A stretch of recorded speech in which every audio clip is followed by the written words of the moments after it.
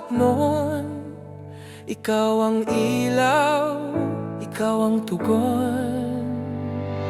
Dahil kami naman ngayon at bukas, isang puso, isang lakas. Kung ikaw ang tumindig para sa bayan, ngayon ang bayan ang sasama sa'yo.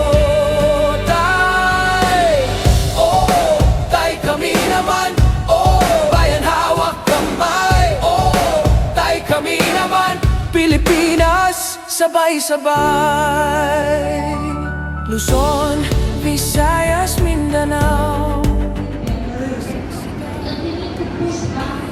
Because at the end of the day, this is not just about PRRD. This is about the future of our country. This is about strengthening our government institution. Presidents will change, but our laws will not. Our rights will not change. Our freedom should be preserved.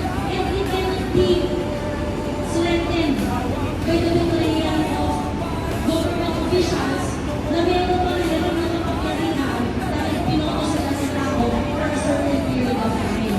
The power has always been with us, the ordinary people. And the ordinary people must impose our number, must manifest that we can actually kill or give birth to their power. So that is why we wanted everyone to support the cause, to sign your name. Hindi tayo troll, hindi tayo gumagawa lang na tao. We are real people. Your signature is one voice that we are going to bring before the Supreme Court in order to put pressure to the Supreme Court to decide the Tay kami naman. Oh, tay kami naman. Sa dilim at sa takot nun, ikaw ang ilaw, ikaw ang tugon.